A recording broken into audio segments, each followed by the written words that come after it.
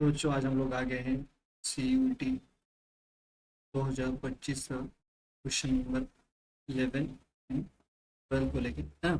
सबसे पहले देख लेते हैं क्वेश्चन नंबर 11। क्वेश्चन नंबर 11 क्या है? Which of the following does not represent a correct application of the coordination है ना। इसमें से कौन सा जो है वो करेक्ट एप्लीकेशन नहीं है किसका? Coordination compound. तो एक एक करके हम लोग देख लेते हैं कि इस क्वेश्चन को हमको सॉल्व कैसे करना।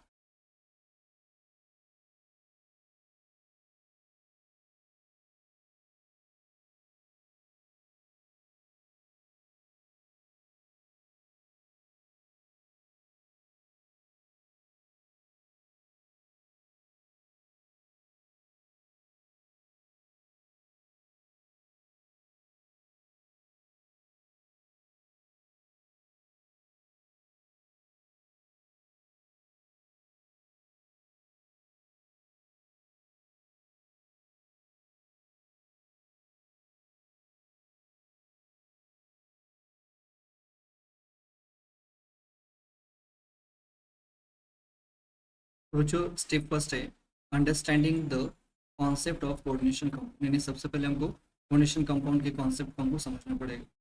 तो देख लेते हैं क्या होता है। A coordination compound consist of a central metal atom और ion bonded to surrounding ligands molecules और ions through coordinate covalent bonds. ठीक है, तो यहाँ पे क्या बोल रहा है बच्चों कि हमारे पास जो कोऑर्डिनेशन कंपाउंड है वो एक्चुअली क्या होता है? सेंट्रल मेटल एटम है ना।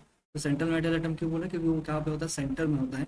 तो मेटल एटम भी हो सकता है, ये क्या हो सकता है? आयन भी हमारा हो सकता है। ठीक है, बॉन्डेड टू सराउंडिंग लिगेंड, जो किसके साथ बॉन्डेड रहेगा? हमारा लिगेंड के साथ बॉन्डेड रहेगा। ठीक है?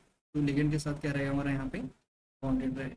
अब बात होता है वो रहा है कि भाई लिगेंड किसको करेंगे? तो जो जो भी एटम क्या करेगा? सेंट्रल मेटल एटम को क्या करेगा? इलेक्ट्रॉन देगा। ठीक है, इलेक्ट्रॉन देगा और देखिए कौन सा बॉन्ड बनाएगा? Coordinate bond. कोऑर्डिनेट बॉन्ड यहाँ पे बनाएगा, उसको क्या बोलते हैं हम लोग? लिगेंड बोलते हैं। कोऑर्डिनेट बॉन्ड क्या होता है बेटा? जो बॉन्ड क्या होता है? जब बॉन्ड क्या होता है? कोई एक, ठीक है, जब बॉन्ड क्या करे? बॉन्ड बना रहे हैं शेयरिंग कोई एक एटम करे। ठीक है, इलेक्ट्रॉन का शेयरिंग कोई एक एटम करे। भाई हम अगर हम लोग बात करें ए और बी है, ठीक है, ए ने भी अपना एक इलेक्ट्रॉन दिया, बी ने भी अपना एक इलेक्ट्रॉन दिया, तो जो बॉन्ड बनेगा उसको क्या बोलेंगे? Covalent bond. इस बॉन्ड को क्या बोलते हैं? कोवेलेंट बॉन्ड बच्चों। ठीक है, कोवेलेंट बॉन्ड क्यों बोल रहे हैं? क्योंकि यहाँ पे दोनों ने अपना अपना कंट्रीब्यूशन दिया। तो कोऑर्डिनेट बॉन्ड क्या हो गया कि भाई coordinate bond special type of bond होता है जो कि क्या होता है? सिर्फ एक, यानी बॉन्ड बनाने के लिए कोई एक एटम क्या करता है? वहाँ पे इलेक्ट्रॉन देता है। जैसे इस केस में, ठीक है, इस केस में कौन दे रहा है इलेक्ट्रॉन? लिगेंड हमारा इलेक्ट्रॉन दे रहा है सेंट्रल मेटल एटम। तो जो भी सेंट्रल मेटल एटम को इलेक्ट्रॉन देगा उसको क्या बोलेंगे हम लोग? लिगेंड बोलेंगे। और लिगेंड देने के क्या बनाएगा हमारा वहाँ पे? Coordinate bond, coordinate covalent bond पे बनाएगा। ठीक है, तो यहाँ पे हम लोग क्लियर हो गया होगा बच्चों कि कोऑर्डिनेशन कंपाउंड एक्चुअली होता क्या है? इसमें हमारा सेंट्रल मेटल या एटम होता है, एटम या आयन होता है, जिसके चारों साइड क्या होता है? लिगेंड हमारा कोऑर्डिनेट बॉन्ड के थ्रू अटैच रहता है ना। Coordination compounds play crucial roles in biological processes and medical treatments as well as in industrial application.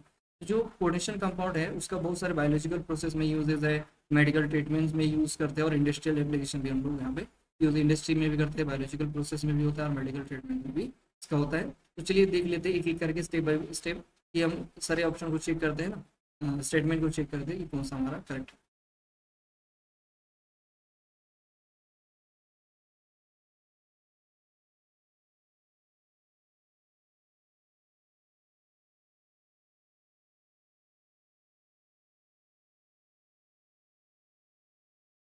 हमारा पहला ऑप्शन हो जाएगा बेटा, cisplatin effectively inhibits the growth of tumours. ठीक है, चलिए देखते हैं ये हमारा क्या है, करेक्ट है। ये हमारा स्टेटमेंट जो है कि बच्चों क्या है? करेक्ट है। यानी सिस्प्लेटिन जो कोऑर्डिनेशन कंपाउंड ऑफ प्लेटिनम, यानी ये जो हमारे पास सिस्प्लेटिन है ये किसका कोऑर्डिनेशन कंपाउंड है? प्लेटिनम का। यानी यहाँ पे जो सेंट्रल एटम होगा बच्चों वो क्या होगा? हमारा प्लेटिनम होगा। ठीक है, इसलिए इसको क्या बोल रहा है? प्लेटिनम का कोऑर्डिनेशन कंपाउंड, क्योंकि सेंट्रल मेटल एटम की जगह पे क्या होगा? प्लेटिनम होगा। Is use is chemotherapeutic agent, है ना। इसका यूज कहाँ पे करते हैं? कीमोथेरेपी में। ठीक है बच्चों, हमने पढ़ा होगा कैंसर में यूज होता है कीमोथेरेपी। इसी कीमोथेरेपेटिक एजेंट के फॉर्म में किसका यूज होता है? सिस्प्लेटिन का यूज वहाँ पे होता है ना। यानी कैंसर के ट्रीटमेंट में ये इसका यूज वहाँ पे। It is known for its ability to inhibit DNA replication. ये डीएनए रेप्लिकेशन को क्या करता है? इनहिबिट कर देता है बच्चों। ठीक है, इनहिबिट करता है मतलब उसको क्या करता है? रोक देता है, ठीक, स्टॉप कर देता है। तो जो डीएनए रेप्लिकेशन होता है उसको क्या करता है? रोक देता है, स्टॉप कर देता है। Thereby preventing the growth of cancer cell, जिससे क्या होता है? हमारा जो ग्रोथ ऑफ कैंसर सेल्स होता है वो क्या होता है? वो रुक जाता है। It is widely use to treat various cancers including testicular, ovarian and bladder cancer. तो इसका यूज़ कहाँ पे करते हैं? टेस्टिकुलर कैंसर में, ओवेरियन कैंसर में और ब्लैडर कैंसर में यूज़ करते हैं इसका बच्चों, सिस्प्लेटिन। यानी हमारा फर्स्ट ऑप्शन क्या हो जाएगा? करेक्ट। सेकेंड ऑप्शन देख लेते हैं, क्लोरोफिल हेल्प्स इन फोटोसिंथेसिस। ये ऑप्शन भी हमारा क्या है बच्चों? करेक्ट है। चलिए देख लेते हैं कैसे। तो chlorophyll is a coordination compound of magnesium, ठीक है। तो जैसे सिस्प्लेटिन में क्या होता है, सेंट्रल एटम के ऊपर प्लेटिनम होता है बच्चों, वैसे क्लोरोफिल में सेंट्रल एटम की जगह में क्या होता है हमारा? मैग्नीशियम होता है। कौन सा एटम होगा हमारा? मैग्नीशियम होता है। तो मैग्नीशियम का क्लोरोफिल जो है मैग्नीशियम का क्या है हमारा? कोऑर्डिनेशन कंपाउंड है। At the center of its structure, it plays a crucial role in photosynthesis by absorbing light and converting into chemical energy. तो ये जो मैग्नीशियम, तो मैग्नीशियम का कोऑर्डिनेशन कंपाउंड जो कि हम लोग बोल रहे हैं क्लोरोफिल का, तो क्लोरोफिल का एक्चुअली काम क्या होता है बच्चों? वो एब्जॉर्ब करना जो सन से, ठीक है, जो सन से हमारा जो लाइट आ रहा है उसको क्या करना? एब्जॉर्ब करना, ठीक है। लाइट को क्या करना? एब्जॉर्ब करना। और उस एब्जॉर्ब लाइट को किस में चेंज करना बच्चों? केमिकल एनर्जी में, ठीक। केमिकल एनर्जी में उस लाइट को किस में चेंज करना? केमिकल एनर्जी में चेंज करना, ठीक है। लाइट को एब्जॉर्ब करना सन से आने वाले, और उसको किस में चेंज करना? केमिकल एनर्जी में चेंज करना। तो यही हमारा क्लोरोफिल जो है किसमें हेल्प करता है? फोटोसिंथेसिस में हेल्प करता है। ये भी क्या हो जाएगा? राइट। थर्ड ऑप्शन देखते हैं, desferrioxamine B is use in treatment of lead poisoning. चलिए देख लेते हैं। ये जो है ये बच्चों ये क्या है हमारा? इनकरेक्ट ऑप्शन है। चलिए देख लेते हैं कैसे। तो जो डिसफ्रियोक्सामिन जो है बी जो है वो एक क्लेटिंग एजेंट है, ठीक है। अब क्लेटिंग एजेंट अगर मैं शॉर्ट में बात करूँ बच्चों, तो जो अगर सेंट्रल मेटल एटम है, ठीक है, तो अगर ऐसे लिगेंड जिसके पास एक से ज्यादा एटम होते हैं देने के लिए, तो इस सेम लिगेंड क्या बना सकता है? एक से ज्यादा कोऑर्डिनेट बॉन्ड बना सकता है, ठीक है। अगर उसके पास एक से ज्यादा इलेक्ट्रॉन देने के लिए है, एक पेयर से ज्यादा इलेक्ट्रॉन देने के लिए है, तो क्या कर सकता है? वो एक से ज्यादा क्या बना सकता है? कोऑर्डिनेट बॉन्ड बना सकता है। तो ऐसे लिगेंड को क्या बोलते हैं हम लोग? किलेटिंग एजेंट बोलते हैं। किलेटिंग मतलब जो क्या बनाता है? सेंट्रल मेटल क्या चारों साइड क्या बनाता है? साइकिल बनाता है, ठीक है। ऐसे जैसे आपको दिख रहा हो, जब एक ही मेटल के पास जो लिगेंड है वो दो दो एटम देने का, दो पेयर देने का या उससे ज्यादा पेयर देने का क्या होता है? वो कैपेसिटी रखता है। उसको बोलते हैं chelating agent. Use to treat iron poisoning, ठीक है बच्चों। जैसे यहाँ पे फेरी लिखा है ना, फेरी से हम लोग समझेंगे, फेरी से हम कहीं ना कहीं यहाँ पे फेरम या आयरन से रिलेटेड है, तो इसको ऐसे आप देख सकते हैं कि किसके भी यूज करते हैं? आयरन पॉइजनिंग में इसको यूज करते हैं, ठीक है। या फिर आयरन ओवरलोड में यूज करते हैं, ना कि लेड पॉइजनिंग में। It binds to iron ions and help in treat removal from the body. ये जो है ये क्या होता है? हमारा बॉडी में जो भी आयरन, एक्स्ट्रा आयरन है या आयरन पॉइजनिंग है, उसके साथ क्या करता है ये बच्चों? ये बाइंड हो जाता है, ठीक है। उसके साथ क्या हो जाता है? ये बाइंड हो जाता है डिसफ्रोक्सिमिन बी, और उसको क्या करता है? हमारा बॉडी से बाहर निकाल देता है। लेड पॉइजनिंग के लिए हम लोग इसका यूज करते हैं दूसरे क्लेटिंग एजेंट जैसे ईडीटी है, जिसको क्या होता है? Ethylene diamond tetra acetic acid, इसका यूज करते हैं। या फिर डाइमर कैप्रोल हम लोग यहाँ पे यूज करते हैं किसके लिए? लेड पॉइजनिंग के लिए, ठीक है बच्चों। यहाँ से हम लोग इसको ऐसे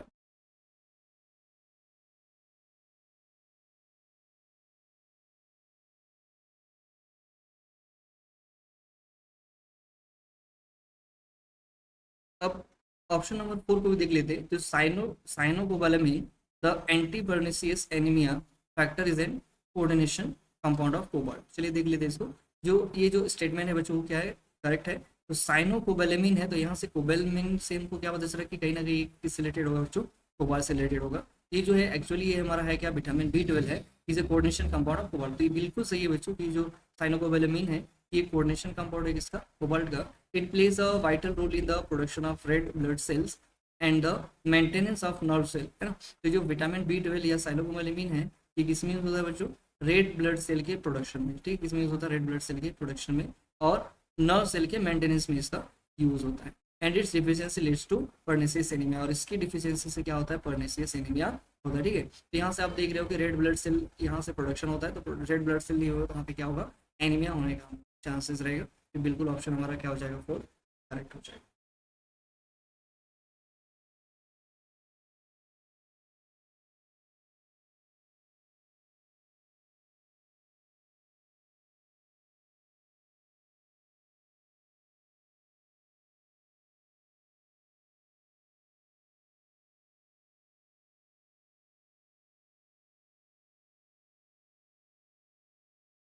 उसके बाद स्टेप थर्ड में जो है कंक्लूजन हो जाएगा बच्चों कि स्टेटमेंट 3 जो है वो एक लौता क्या था? हमारा इनकरेक्ट था।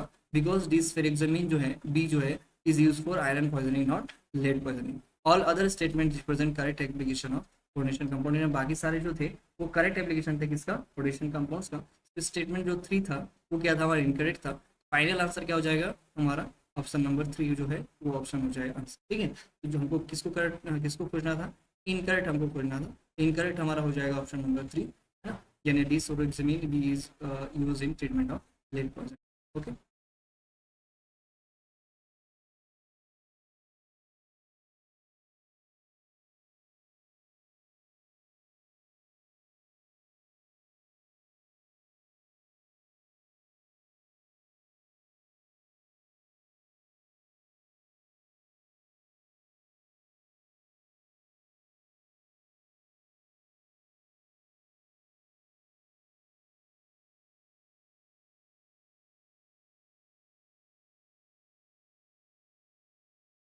नेक्स्ट क्वेश्चन नंबर 12 है बच्चों, arrange the following ions in increasing order of the number, increasing order of the number of 3D electron, है ना। यहाँ पर बच्चों चार आयंस दिए हुए हैं, ठीक है। इन चार आयंस को हमको कैसे करना है, इंक्रीजिंग ऑर्डर में हमको रखना है किसी number of electron in 3D orbital, ठीक है।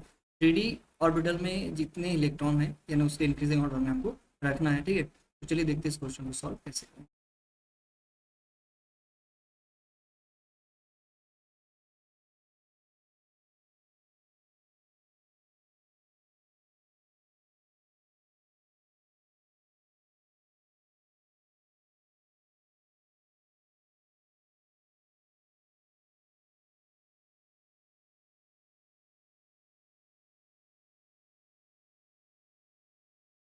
इसके लिए क्या देखेंगे मुझे, step first understanding the electronic confirmation of the ions. तो जो आयंस है उसका क्या देखेंगे, इलेक्ट्रॉनिक कन्फर्मेशन देखेंगे, ठीक है। तो determine the number of 3D electrons in each ions, we first look at electronic configuration of neutral atoms and then account for the loss of electron when the ion is form, है ना बच्चों। तो इस question को solve करने के लिए सबसे पहले हमको क्या देखना है, उसके इलेक्ट्रॉनिक कन्फिगरेशन, इसमें न्यूट्रल एटम्स के, ठीक है। तो न्यूट्रल एटम के इलेक्ट्रॉनिक कन्फिगरेशन देखना है सबसे पहले।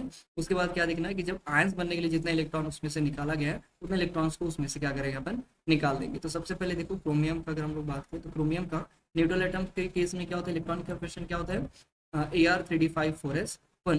तो यहाँ पे बच्चों क्या है, 2+ है, मतलब 2+ है, मतलब कितना इलेक्ट्रॉन निकला इसमें, 2 इलेक्ट्रॉन हमने निकाला, ठीक है। तो हम इसको कैसे याद रख सकते हैं बच्चों, इलेक्ट्रॉन निकालने से क्या आता है, इसमें पॉजिटिव चार्ज आता है उसके एटम के ऊपर, कैसे इसको याद रख सकते हैं, क्योंकि अगर हम अपने लाइफ से नेगेटिविटी को निकाल दें तुम्हारी लाइफ में क्या बचेगा बच्चों, सिर्फ पॉजिटिविटी बचेगा। तो ऐसे हम लोग याद रख सकते हो। तो यहाँ पे कितने पॉजिटिव चार्ज है, 2 पॉजिटिव चार्ज, इसका मतलब कितने इलेक्ट्रॉन्स निकाला होगा, यहाँ से 2 इलेक्ट्रॉन्स निकाला होगा। 2 इलेक्ट्रॉन्स कहाँ से निकालेंगे, एक तो सबसे बाहर वाला शेल किससे, यानी इलेक्ट्रॉन सबसे पहले किस में से निकालेंगे बच्चों, याद रखिएगा आउटर शेल से। आउटर शेल कौन सा, यहाँ पे देखो फोर्थ सेल या थर्ड शेल, फोर्थ सेल क्या होगा आउटर। फोर्थ सेल में सिर्फ कितने इलेक्ट्रॉन, एक इलेक्ट्रॉन हमको निकालना, कितने इलेक्ट्रॉन है, 2 इलेक्ट्रॉन। तो एक इलेक्ट्रॉन कहाँ से निकल जाएगा, एस से, और एक इलेक्ट्रॉन डी से निकल जाएगा। तो डी से एक इलेक्ट्रॉन निकल जाएगा, तो डी में कितना हो जाएगा, 4। यानी याद रखेंगे बच्चों Cr2+ में डी में कितने इलेक्ट्रॉन है, 4 इलेक्ट्रॉन।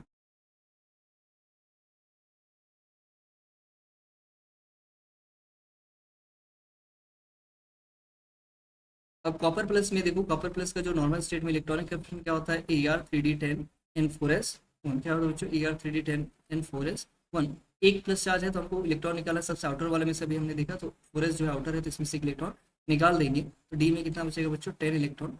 कॉपर प्लस में कितने इलेक्ट्रॉन होगा, 3D में कितने इलेक्ट्रॉन हो जाएगा बच्चों, 10 इलेक्ट्रॉन। डी में कितने इलेक्ट्रॉन हो जाएगा हमारा, 10 इलेक्ट्रॉन यहाँ पे हो जाएगा।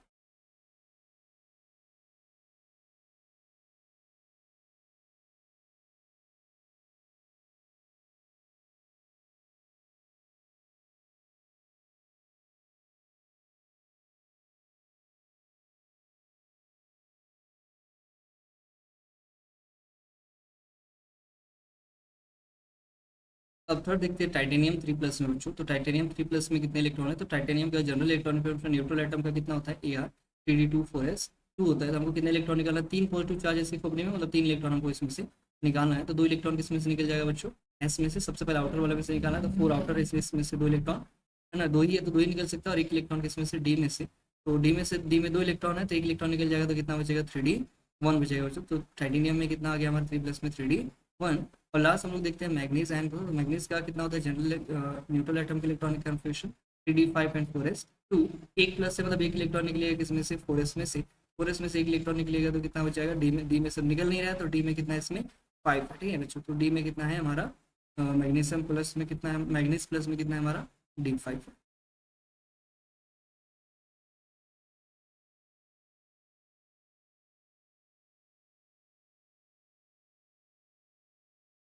अब सबको सही स्टेप सेकंड में देखते हैं, अरेंज करते हैं। तो टाइटेनियम में 1 इलेक्ट्रॉन है, क्रोमियम 2+ में 4 इलेक्ट्रॉन था, मैग्नीज प्लस में 5 इलेक्ट्रॉन, और कॉपर प्लस में कितना है, तो इंक्रीजिंग ऑर्डर में बोला है बच्चों, तो इंक्रीज ऑर्डर में सबसे ज़्यादा जिसमें उसको सबसे लास्ट में लिखेंगे, तो सबसे लास्ट सबसे ज़्यादा किस में है बच्चों, कॉपर में है ज़्यादा, तीसरे कॉपर, उससे उससे कम किस में है, मैंगनीज में 5, उसके बाद क्रोमियम में 4, और सबसे कम किस में है, टाइटेनियम। देखो बच्चों इंक्रीजिंग डिक्रीजिंग ऑर्डर में हमें बहुत ज़्यादा कंफ्यूज होते हैं, तो उसको थोड़ा सा ध्यान से आप सॉल्व कीजिएगा। जब भी इंक्रीजिंग ऑर्डर बोले तो आपको किससे स्टार्ट करना, लेस से, ठीक है। यानी सबसे कम किसका है, तो सबसे कम टाइटेनियम का है, तो टाइटेनियम से स्टार्ट करेंगे। अगर डिक्रीजिंग ऑर्डर बोलता है तो सबसे किससे स्टार्ट, जिसमें मोर है, जिसमें ज़्यादा है या जिसका वैल्यू ज़्यादा है, उससे हम लोग स्टार्ट। इस चीज़ का हम लोग फाइनल आंसर क्या हो जाएगा, CVAD।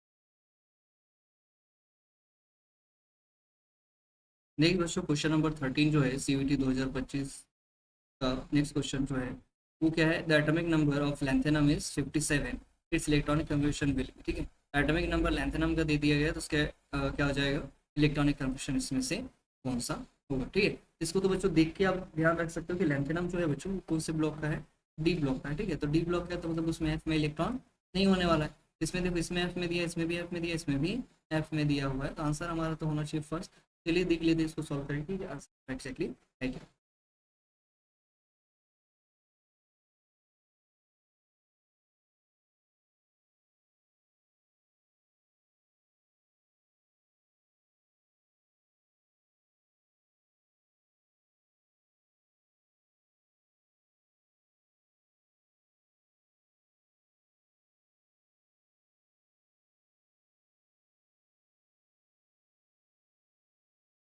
तो स्टेप फर्स्ट क्या है बच्चों, understanding the atomic number of lanthanum.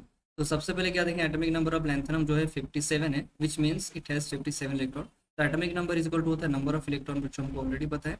तो जितना एटॉमिक नंबर है उतना ही क्या होगा, नंबर ऑफ इलेक्ट्रॉन वहाँ पे हो जाएगा, ठीक है। Lanthanum is a part of lanthanide series, तो लैंथेनम जो है क्या है, लैंथेनाइट सीरीज का स्टेप सेकंड का जो है writing the electronic confirmation for lanthanum, तो लैंथेनम के इलेक्ट्रॉनिक कन्फर्मेशन लिखते हैं। तो लैंथेनम के सबसे पास का जो नोबल गैस होता है बच्चों, वो क्या होता है, जीनॉन होता है। और ये कुछ इस तरह से जीनॉन का हमारा इलेक्ट्रॉन होता है। लैंथेनम का एटॉमिक नंबर कितना है बच्चों, 57 है, और जीनॉन का कितना है, 54 है। यानी 57 है लैंथेनम के, इसका मतलब क्या है, जीनॉन से 3 इलेक्ट्रॉन ज्यादा है किसके पास, लैंथेनम के पास, है ना, 3 इलेक्ट्रॉन ज्यादा है किससे, जीनॉन से, है ना। This these extra electrons go into 5d orbital and 5s orbital, ठीक है। तो यहाँ पे जो है बच्चों, ये किसका है, जीनॉन का है, और 54 है जीनॉन का, उस हिसाब से हमको पता है कि जो लेंथेनम का कितना होता है, 57 होता है, इसका मतलब 3 इलेक्ट्रॉन ज़्यादा है। तो 3 इलेक्ट्रॉन जाएगा कहाँ पे, कुछ जाएगा किसमें, 5d में, और कुछ जाएगा किसमें, हमारा 5s में जाएगा। Because lanthanum has configuration that lies beginning of the lanthanide series just before the start of the 4f orbital, ठीक है। लेंथेनम जो है सबसे फर्स्ट, आप बोल सकते हो कि लेंथेनम जो है वो फर्स्ट में आएगा, लेंथेनम सीरीज से जस्ट पहले आता है, जस्ट पहले आता है क्या हमारा लेंथेनम। लेंथेनम जो होता है डीप एफ ब्लॉक के सबसे पहले आता है, तो उसके जस्ट बाद लेंथेनम के बाद से हमारा एफ ब्लॉक स्टार्ट हो जाता है। इसका मतलब क्या होगा कि 4f भरने से पहले किसको भरेंगे हम लोग, 5s और 5d को हम लोग वहाँ पे भरेंगे, ठीक है। तो इस 4f भरना, 4f किसमें भरेंगे, लेंथेनाइट में भरेंगे, लेंथेनाइट में भरेंगे। लेंथेनाइट से जस्ट पहले आएगा, इसका मतलब उसमें 4f अभी तक नहीं भरा होगा, ठीक है। लेंथेनम का इलेक्ट्रॉनिक कन्फर्मेशन क्या हो जाएगा बच्चों, जिनॉन 5d1 एंड 6s2 हो जाएगा।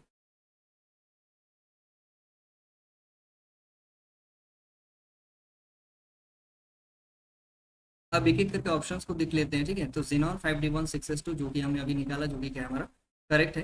यानी हमने अभी भी देखा कि जो 3 एक्स्ट्रा इलेक्ट्रॉन है जीनॉन से लैंथेनम में, वो कहाँ जाएगा, 5d और 6s में। तो 3 इलेक्ट्रॉन, तो 2 इलेक्ट्रॉन कहाँ जाएगा, 6s में, और एक इलेक्ट्रॉन कहाँ जाएगा, 5d में जाएगा, ठीक है बच्चों।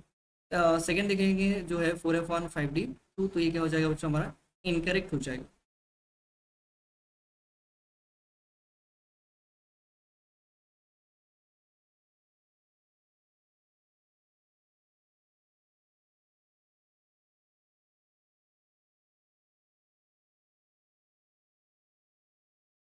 This configuration suggests that lanthanum has the electron in 4f orbital, which is not correct. ना। तो इससे हमको पता चला, हमने अभी स्टार्टिंग बताया था 4f ऑर्बिटल में इलेक्ट्रॉन दिखा रहा है ना, और हमको पता है कि लैंथेनम में जो है 4f में इलेक्ट्रॉन नहीं होता, तो ये क्या हो जाएगा, इनकरेक्ट। थर्ड ऑप्शन क्या है, जेनॉन F4f3, तो ये भी क्या हो जाएगा, इनकरेक्ट हो जाएगा, क्योंकि बच्चों की जो 3 इलेक्ट्रॉन है वो 4f में हमारा जा रहा है, इसके अकॉर्डिंग कहाँ जा रहा है, 4f में जा रहा है। एक्चुअली हमको पता है कि लैंथेनम का कन्फिग्रेशन में जो है 4f ऑर्बिटल इन्वॉल्व ही नहीं होता है, ठीक है, तो ये भी ऑप्शन हमारा क्या हो जाएगा, कैंसिल हो जाएगा। लास्ट देखो जीनॉन, यहाँ पर भी 4f ऑर्बिटल क्या हो रहा है, इन्वॉल्व हो रहा है, मतलब ये भी हमारा आंसर नहीं होगा। फाइनल आंसर हमारा क्या हो जाएगा, ऑप्शन नंबर फर्स्ट, जो इसमें कि 5D 1 और 6।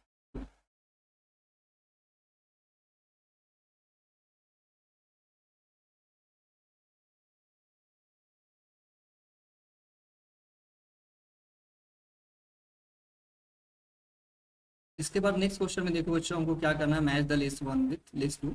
हमको हमारे पास क्या है, लिस्ट वन दिया और लिस्ट टू दिया, इसमें क्या करना है आपको, उसके एप्लीकेशंस को, यानी कंपाउंड्स, लिस्ट वन में कंपाउंड्स हैं, लिस्ट टू में यूजेस है, कंपाउंड्स को और यूजेस को आपको क्या करना है, मैच करवाना है, तो मैच का ऑप्शन यहाँ पे दिया हुआ है। तो चलिए देखते हैं इस क्वेश्चन और कैसे।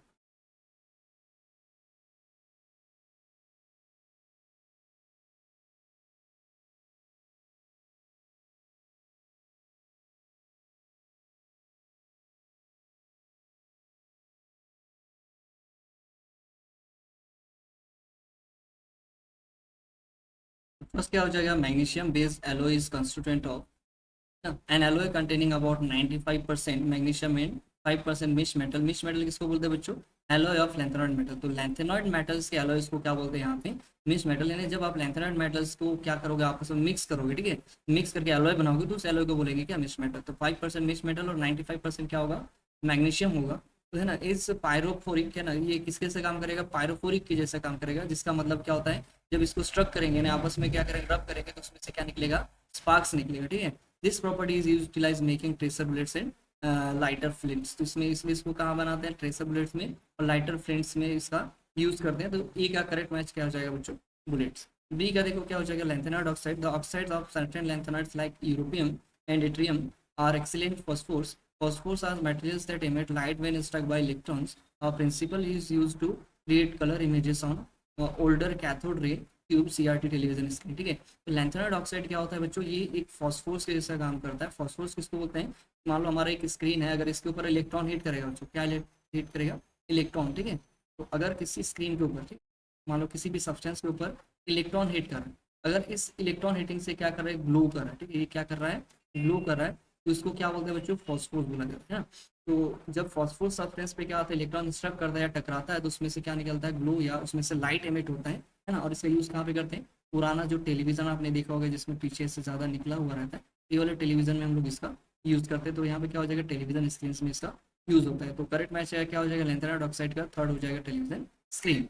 सी क्या हो जाएगा, mix oxide of lanthanides are employed in mixture of lanthanide oxide act as efficient catalyst. तो लैंथेनाइड ऑक्साइड का जो है वो किसके जैसा काम करता है बच्चों, कैटलिस्ट के जैसा काम करता है। A major application is it catalytic cracking of petroleum. Petroleum के क्रैकिंग, क्रैकिंग का मतलब क्या होता है बच्चों, देख लेते हैं।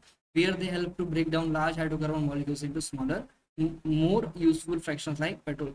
तो एक्चुअली जो पेट्रोलियम होता है बच्चों, वो क्या होता है, लॉन्ग चेन हाइड्रोकार्बन, है ना। क्या होता है हमारा, लॉन्ग चेन हाइड्रोकार्बन। एक्चुअली अगर हम लोग देखें, बेसिकली पेट्रोलियम क्या होता है, लॉन्ग चेन हमारा हाइड्रोकार्बन होता है। क्या होता है, लॉन्ग चेन हाइड्रोकार्बन। अब उस चेन को क्या करेंगे, छोटे छोटे पार्ट में ब्रेक करेंगे, छोटे छोटे पार्ट में ब्रेक करेंगे, और ब्रेक करके डिफरेंट डिफरेंट चीज, जैसे डिफरेंट डिफरेंट चीज, जैसे पेट्रोल हो गया, डीजल हो गया, ठीक है, केरोसिन वगैरह, वेजलिन वगैरह, इसमें से क्या करते हैं हम लोग, उसमें से हम लोग को मिलता है। तो इसी प्रोसेस को क्या बोला जाता है, क्रैकिंग ऑफ पेट्रोलियम बोला जाता है, ठीक है। और क्रैकिंग ऑफ पेट्रोलियम का क्रैकिंग ऑफ पेट्रोलियम में किसका यूज होता है, लैंथेनाइड ऑक्साइड का यूज होता है, क्योंकि एक अच्छा क्या होता है हमारा, कैटलिस्ट होता है, ठीक है बच्चों। लॉन्ग कार्बन हाइड्रोकार्बन चेन को ब्रेक करने को क्या बोलते हैं, यहाँ पे क्रैकिंग बोलते हैं, जिससे हमको बहुत सारे यूजफुल पेट्रोल, बहुत सारे यूजफुल सब्सटेंस हमको वहाँ पे मिलता है। तो आंसर क्या हो जाएगा, मिक्स ऑक्साइड्स का पेट्रोलियम क्रैकिंग में यूज होता है।